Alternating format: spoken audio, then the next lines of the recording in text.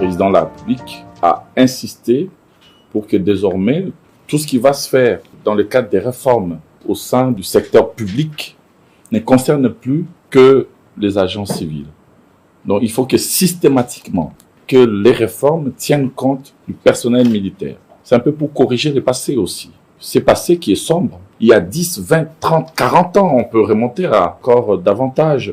L'État a pris des décisions sur le plan social sans prendre en compte le personnel militaire et policier. C'est ça la vérité.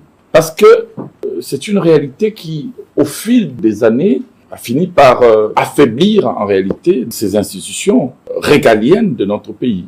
L'armée, la police. Il faut regarder l'état policier aujourd'hui, l'état du roulage aujourd'hui, c'est quoi sa situation sociale, c'est quoi sa situation salariale, c'est quoi sa situation en termes de retraite, ceux qui ont vécu. Un policier qui a servi loyalement le pays, c'est quoi son sort? Idem pour le militaire qui a servi la nation, qui a servi sous le drapeau, c'est quoi son sort? C'est quoi les sorts qui lui ont été réservés il y a 20 ans, il y a 30 ans? C'est là qu'on peut trouver des réponses pour pouvoir véritablement réformer les systèmes. Voilà pourquoi le président de la République, dans un premier temps, avait instruit le gouvernement de prendre toutes les dispositions pour que les discussions concernant la rémunération des agents publics puissent tenir compte du personnel militaire, pas seulement du personnel civil. Et désormais, il en sera ainsi. Deuxièmement, il a instruit pour que nous puissions prendre toutes les dispositions afin que la sécurité sociale de cette catégorie d'agents publics soit assurée. Maintenant, nous avons fait le choix de quitter le système octroyé, qui est assez avilissant. Aujourd'hui, la SENSAC a été chargée d'étendre sa couverture sur tous les autres agents qui ont été jusque-là oubliés. Il s'agit des enseignants, des personnels de l'ESU, des magistrats aussi, mais surtout de policiers et de militaires. Mais on a attendu 3 ans pour implémenter effectivement cette réforme, parce que donc on attendait d'abord agir sur le plan de salaire, le plan de la rémunération, pour pouvoir oser implémenter, commencer effectivement, parce que c'est un système contributif. À première vue, on va dire, mais tiens, c'est un système contributif, ça veut dire que chacun doit contribuer. On dit c'est 4%. À 4%, ça peut paraître beaucoup, mais il faut regarder l'avantage, ou les avantages. L'avantage, le premier, c'est que il y a 4% que l'agent verse, mais l'État verse pour cet agent chaque mois 8%. Ce qui n'était pas le cas jusque-là. L'État ajoute 1% pour couvrir tout ce qui est branche liée au risque professionnel. Et là aussi, c'est une révolution qui va commencer parce que sur les 3 branche vieillesse déjà prise en compte, donc ça veut dire que les militaires et les policiers qui vont être mis à la retraite désormais vont être pris en charge automatiquement par la SENSAC, de manière professionnelle, de manière régulière. Deuxième branche, risque professionnel, les militaires blessés au front, les policiers blessés lors de leurs prestations, délicates bien souvent, et lorsqu'ils prennent des risques, ils doivent être sûrs que l'État va prendre des dispositions pour leur assurer une meilleure prise en charge. C'est ce qui est fait désormais depuis janvier. Ce projet ambitieux, c'est à considérer, surtout en cette période où notre pays traverse une crise sécuritaire assez importante. Il est assez significatif que l'État, la République, le gouvernement puisse considérer davantage ses fils et ses filles qui sont sous les drapeaux.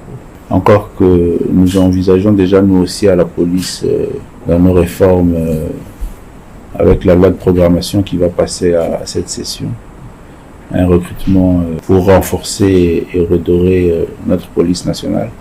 Et je crois qu'une telle campagne va nous permettre de toucher les jeunes, les attirer vers cette fonction et profession noble. Moi, j'ai un sentiment de joie et satisfaction. Et je nous encourage à faire avancer l'initiative jusqu'au bout.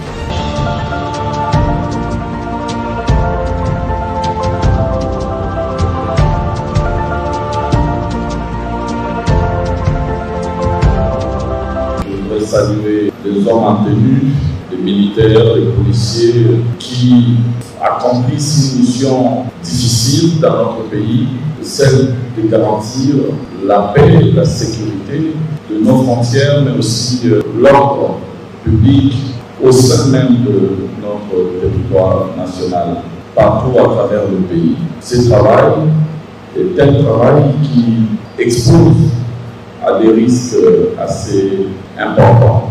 Et il était temps que l'État puisse réfléchir sur comment couvrir ces risques-là.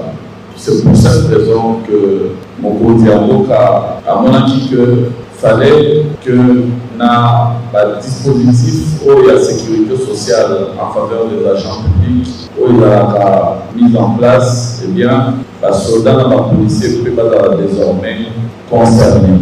Le régime de la sécurité sociale, le nouveau régime que nous avons mis en place sur instruction de son Excellence, Monsieur le Président de la République. Et il y a ce que réforme de Sali et à la vulgariser pour que les bénéficiaires de cette réforme que vous êtes puissent être amplement informés. Une paix à votre tour pour informer les autres. Et sécurité sociale, et d'ailleurs la salaire. Oui, social, c'est d'abord les salaires. Balo sort de la ville de Daraki doublé. Mais sécurité, disons, sociale, c'est aussi retraite. Pour la polo, dans la meilleure condition, retraité dans le visage humain, dans le poteau, au-delà de la retraite, il y a la branche des risques professionnels au Balobi d'Abino. Pour la risque, vous avez blessure, vous avez non, c'est fini ça. Désormais, c'est l'État qui va prendre le relais et soigner les policiers qui ont été blessés. Si il y a un cas, pas de foutre un bon.